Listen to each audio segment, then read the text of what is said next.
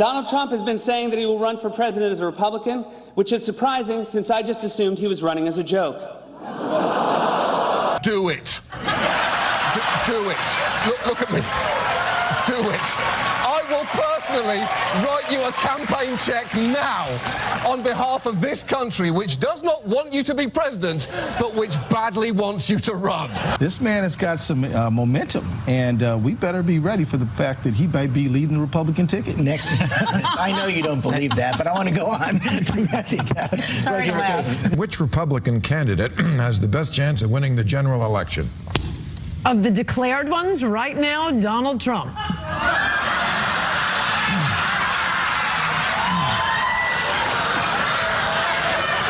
Mr. Trump, to answer your call for political honesty, I just want to say you're not going to be president, all right? It's been fun. President Obama will go down as perhaps the worst president in the history of the United States! Exclamation point at real Donald Trump. Well, at real Donald Trump, at least I will go down as a president.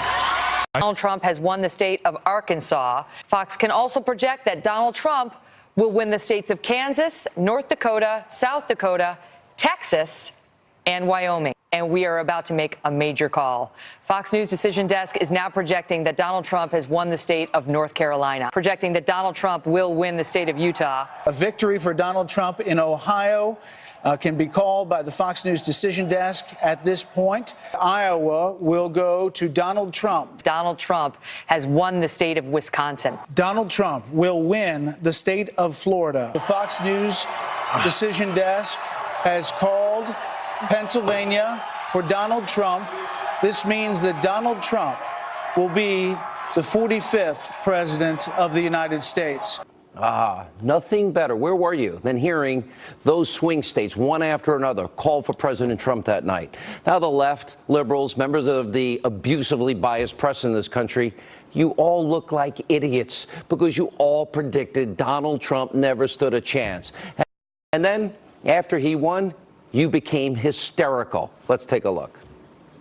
America is crying tonight. I'm not sure how much of America, but a very, very significant portion, and I mean literally crying. Yeah. This is a sadness.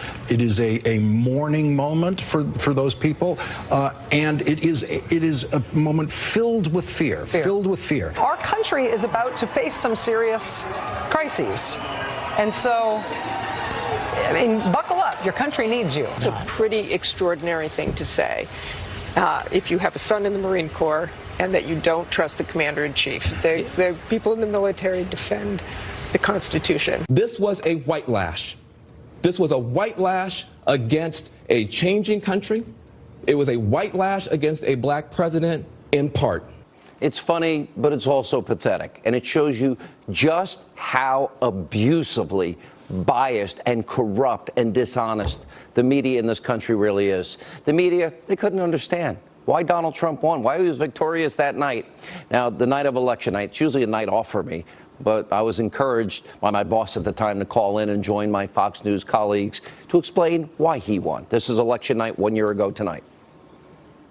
To me, this was predictable. But on the other hand, this is a modern-day political miracle you're witnessing before your eyes right now. And that is to go up against everybody and all the pundits and all the pollsters and all the prognosticators out there and defy all the odds. And it's the American people that have said enough is enough. They're tired of the corruption, the cesspool, draining the swamp. All of these things were resonating. You know, when you look at a state like Wisconsin, what are they saying? They want their jobs back. They want the labor participation rate to be lower. In other words, more people having jobs. They want America to be energy independent. They're tired of a horrible educational system. They're tired of Obamacare rates going through the roof. This is not complicated. What's happening now is not working. And these guys, and Donald Trump has gone out there and he outworked Hillary Clinton and he put forward a much better agenda. And America said enough is enough with failed policies. That's what this election was about. That was 1 year ago tonight. Now, don't forget that just about every single news outlet but the Fox News Channel was exposed by WikiLeaks and Julian Assange as having colluded with the Clinton campaign. And of course, there's the liberal crybaby snowflakes. Now, this is a video of Hillary Clinton's election headquarters after President Trump delivered that crushing defeat a year ago tonight. They're probably still crying tonight in mommy and daddy's basement because they were triggered by what happened. We also saw schools, remember, colleges, they were offering these poor, grieving, spoiled brats counseling. Other liberals needed things like therapy dogs, hot cocoa, Play-Doh, just to cope. In retrospect, it's actually laughable how lame these people were and how out of touch, by the way. You know, for example, Hollywood liberals and celebrities, they joined this collective left-wing freakout, launching all kinds of vicious and vile attacks against President Trump, and it's gone on for an entire year. Watch this. How dare he say the things he does? Of course I want to punch him in the face. Right. Yes, I have thought an awful lot about blowing up the White House. I am a nasty woman. I'm not as nasty as a man who looks like he bathes in Cheeto dust. When was the last time an actor assassinated a president?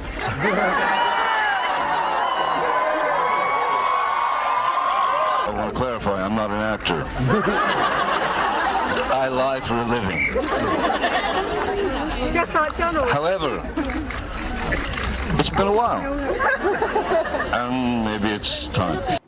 What a year. And if you thought that was bad, we also have, remember, Kathy Griffin's disgusting photo shoot that we always have to give you a viewer warning about because it's so graphic. Here, Griffin posing like an ISIS fighter with a fake, bloody head that looks like President Trump.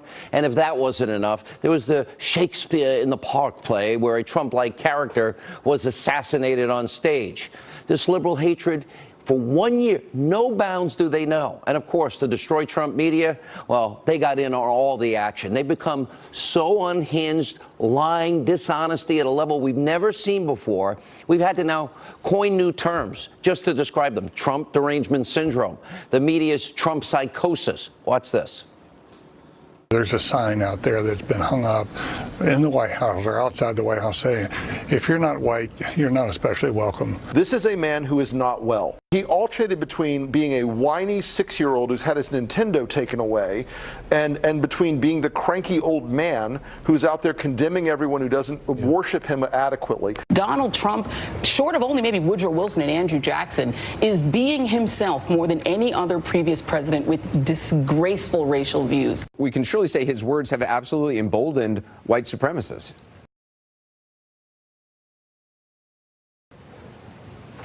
You know, it's a tough night. I think for normal people, you got a lot of people at home going through Kleenex right now. I'm just hurt. I'm sitting here hurt, and I think a lot of people are hurt tonight. The presidency itself is in question. Our relationships around the world in question. Trust in the president himself in question. He said today, America first. It was not just the racial, the Hitlerian background to it. Is Donald Trump competent to be president? President Trump say America first. Tonight, President Trump put himself first. A little whiff of fascism tonight, I think it's fair to say. Absolutely. Here you have a deranged president or a pathologically lying president lying about the operations of the American government. Trump's critics, those who are worried about this president and this White House, saw a live special television event brought to you by narcissism, thin skin, chaos, and deeply personal grievances. Imagine saying those things about President Obama? Never. This media has treated President Trump so badly, even former Democratic President Jimmy Carter was forced to admit he's never seen anything like it. And by the way, we can throw in the unprecedented obstruction, of course, from the Democrats. President Trump could literally cure cancer, turn water into wine, end poverty, and the left in this country and the media would still never give him credit. They hate him that much.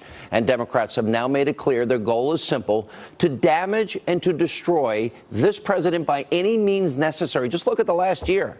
It is beyond disgusting, and it is a tremendous disservice to you, the American people, especially the forgotten men and women that this election was about. And I've been telling you, there are 5 forces actively working against this president. They did it before, they're doing it now. The deep state, the Democratic Party, the destroy Trump, ever corrupt, lying media, never Trumpers, and weak, spineless establishment Republicans. They were against him before the election. They are against him even more today. All they care about is their hatred. They live on this hatred for Donald Trump.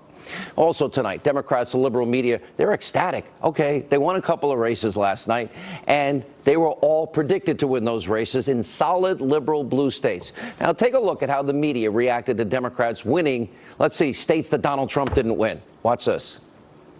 It feels like tonight's history is being written by movie writers. It is so dramatic. Unsubtle movie writers. This was a repudiation of Donald Trump that will be heard around Virginia, around the nation, and yes, around the world. The whole world is watching. Stinging rebuke. A tough election night for President Trump and the GOP. Democrats with key victories in Virginia and New Jersey. It was a very big night for Democrats. All eyes were on Virginia, perhaps the biggest political prize. This is voters' first strong rebuke of President Trump. They sent a message to Trump big time in the course of this and talk about when he comes back to Washington, it may be his forbidden city. It was a night of total diversity, and I think that not only a rejection of Trump, it was basically a rejection of what he stood for. Wait a minute. They didn't act like that a year ago. Oh, they were at a funeral a year ago. You listen to that, you would think the Democrats won the presidency and supermajorities in Congress, but that is not even close to what happened. Here's what did happen. Democrats scored predictable victories in states that Donald Trump didn't win in 2016. New Jersey, shocker. New York, the Commonwealth of Virginia, Washington State. It was not a rebuke of the White House, or not even really surprising. Let's take Virginia's gubernatorial race. Ed Gillespie, he lost. Ed Gillespie was too timid. He didn't embrace the president's agenda. And afterwards, the president even tweeted, quote, Ed Gillespie worked hard, but he didn't embrace me or what I stand for. Don't forget, Republicans won 4 out of 4 House seats. And with the economy doing record numbers, we'll continue to win even bigger than before. And Ed Gillespie had a chance that, in fact, you have Steve Bannon, who's going to join us in a minute. He offered to campaign for Gillespie, but his team declined. The president offered to campaign. Then in the great liberal bastion of New Jersey, a Democrat's going to be the governor next year. That's not surprising when you look at Governor Chris Christie's poll numbers. Sorry, Chris, but look at it. Hovering around 15%. Couldn't be a dog catcher with those numbers. That's the lowest in the nation. The worst number Quinnipiac has found in any state in more than 20 years. So it's already incredibly difficult for a Republican to win in New Jersey. Chris Christie deserves credit for winning. Christie's poll numbers made it impossible this time. But the media will never report that as the reason. They also never reported on these facts. Want to look at a president that had a tough time? Look at Obama while he was in the Oval Office. Democrats lost the presidency, 13 U.S. Senate seats, 64 U.S. House seats, 13 governorships, and 33 state houses. That is an electoral tidal wave. What happened last night was not, no matter how the left-wing media tries to spin it. Now, before we move on, I do want to issue a stern warning tonight to congressional Republicans, especially you spineless ones in the Senate. If you don't start passing and the president's agenda, the things that you promised 1 year from tonight, you are going to face the consequences of the 2018 midterms. You know what, Republicans, the American people are sick of you making all kinds of promises for the past 8+ years and failing miserably to keep them. You break your promises, you're going to pay at the polls. And by the way, it's not going to be Donald Trump's fault. Now, finally tonight, we just explained how Democrats, they're all smiles last night, but not a year ago. But they shouldn't be, because their party is in total shambles tonight. Now, thanks to former DNC chairwoman Donna Brazile, we are now finding out how crooked, how deeply crooked, corrupt, and frankly, what a lying Democratic machine Clinton and her party friends were. For example, Donna Brazile revealed that she was told that she didn't need to know about who was funding the fake news, anti-Trump, Russian propaganda lying dossier. Really? Watch this. I have a question for you, and I hope you answer this honestly, because there are a lot of questions about this Russian dossier, and there evidence that has come out that the DNC helped fund it. Did you know that was happening, and were you surprised to hear it if you didn't? I asked one question on November 4th, and I was told that I did not need to know, and so no, I did not know.